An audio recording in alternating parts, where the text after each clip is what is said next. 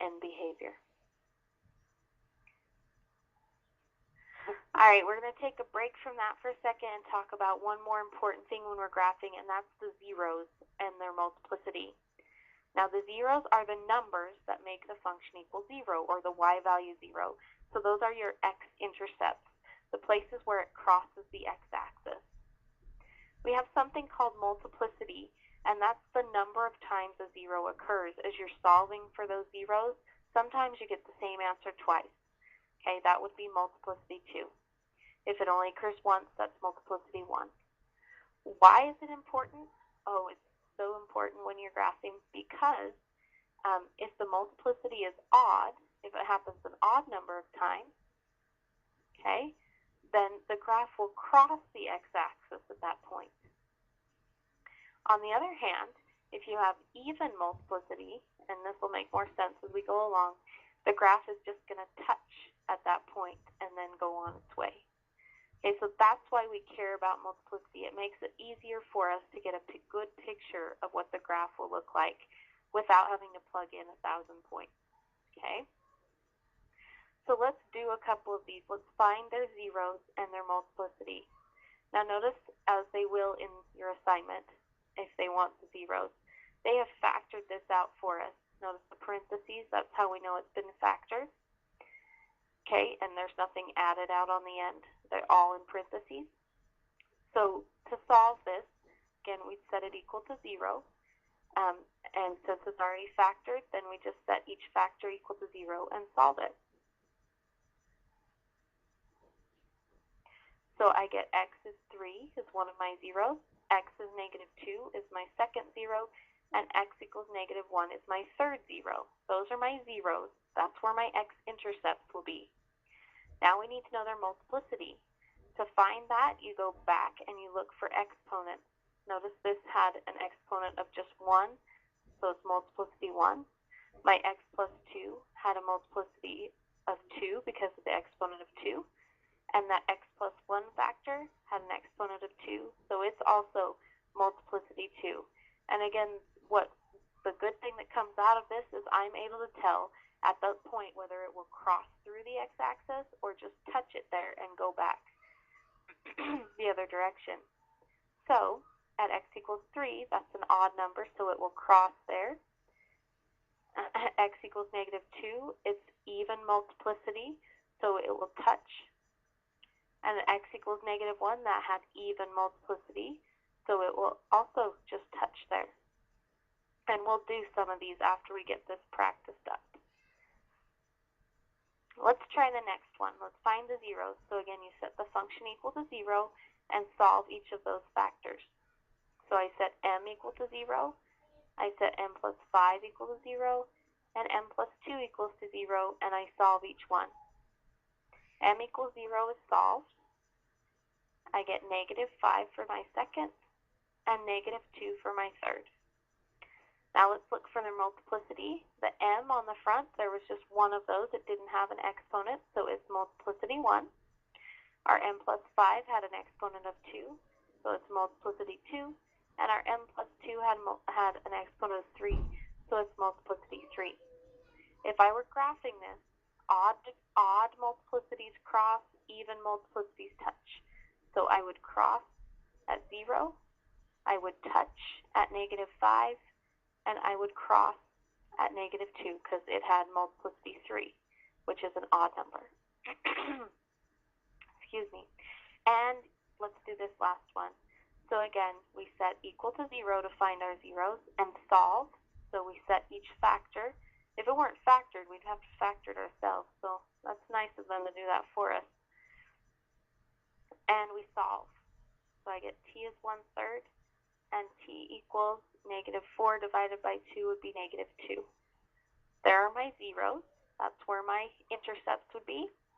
What's their multiplicity? Well, if I go back to 3t minus 1, it only had 1, so it's multiplicity 1, and the 2t plus 4 was squared, so it has multiplicity 2. It would cross at 1/3, and it would touch at -2.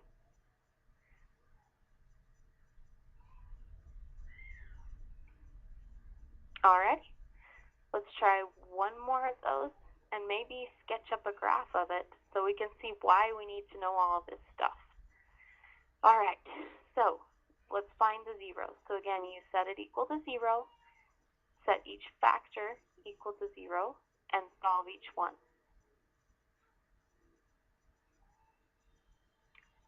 So I get x is 3, x is -2, and x is -1. What was their multiplicity? Well, the x minus 3 had a multiplicity of 2, the x plus 2 had multiplicity 1, and the x plus 1 had multiplicity 1. So if I were to graph this, it would cross. Anywhere you have odd multiplicity, it crosses the x-axis. Anywhere it's even, it just touches the x-axis. So I know that this graph, okay, has zeros or x-intercepts at 3, at -1, and at -2. Okay, that tells me where it is. I know that it's going to touch at 2, or excuse me, at 3. So wherever it is, it's just going to touch and go back down, or touch and go back up. It's going to cross at -2 and cross at -1. Now I don't know which direction to go. So that's where having the degree of the polynomial comes in handy. Okay, because then you know the end behavior, and you can say whether it'll go up or down, which direction it'll go. Let's look at our degree here. So we multiply these out. I have an x, 2 x's for the first one, an x and an x. So I get x to the 4th, which is even degree, and a positive leading coefficient of +1. So I know it should go up and up for its end behavior because it's even and positive leading coefficient.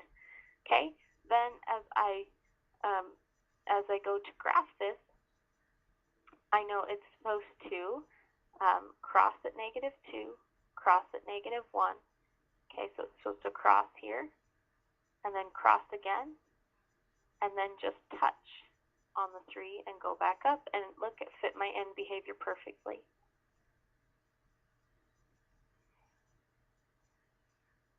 So let's try to match some of these graphs. Okay, what are they going to look like? Well, we just graphed this one. Can you see it? We just graphed this one. And again, the way you would decide when you're looking at these graphs, and they're all factored out for you, is you would look for the zeros. So if I solve this, I'd have a 0 of 3, -2, and -1. And then you put their multiplicity. This has multiplicity 2 and 1 and 1. We did this on the previous page. Okay, so we know it touches and crosses with the other two. So we would be looking for zeros of -2, -1, and 3, which happen on this graph and on this graph. But we want them to cross and touch in the right places. And this graph down here on the bottom crosses at -2 and -1 and touches at 3 like it's supposed to. So that would be its match. Let's look at this next one. So we set the zeros equal to 0. So we get m equals 0. If I set this one equal to 0, I get m is -5. And if I set this one equal to 0, I would add 2 to both sides and get m is equal to 2. So those are my zeros. What's their multiplicity? Well, this first one only happened once. It has multiplicity 1. The second one only happened once. And the third one happened twice. So I know anywhere it's an odd multiplicity, it crosses. Anywhere it's even, it touches. So I know it should cross at 0 and -5 and touch at 2. So you see that? Oh, look, crosses at -5, crosses at 0, touches at 2. And I may have said that wrong, I'm sorry, there's its match. Look at the next one. Let's find our zeros. If we set this equal to 0 and solved, we would get x is 3. If we set this equal to 0 and solved, we would get x equals -2. And our last one, we would get x equals -1. This has multiplicity 1, this first one. This one has multiplicity 2. And this has multiplicity 2. And again, anywhere you odd multiplicity, it's going to cross. Anywhere it's even, it's going to touch. not that the zero is even, but its multiplicity is even. So this needs to cross at 3 and touch at -1 and -2. This graph touches at 3, crosses at -1, crosses at 2. See how it crosses through the x-axis, crosses through the x-axis, and here it just touches and goes back up. So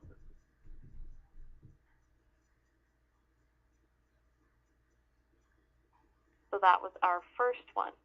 Okay, well, on your assignment, they will have some with the same zeros, and you will have to match them. Okay, we need one to cross at 3 and touch at those others. So notice this one touches and goes back up here and crosses. So this is our match here. So you want to watch that carefully because they will have some with the same zeros, and you'll just have to watch the touching and crossing. Okay. Our last one, let's set these equal to 0. If I did that, I would get t is 1/3 and t is -2.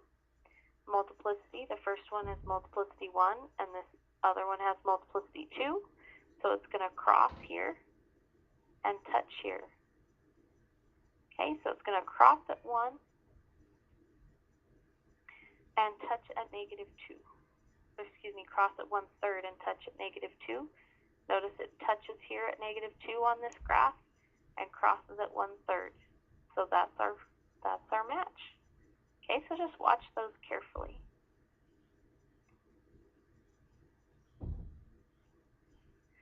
All right, let's put this all together and make ourselves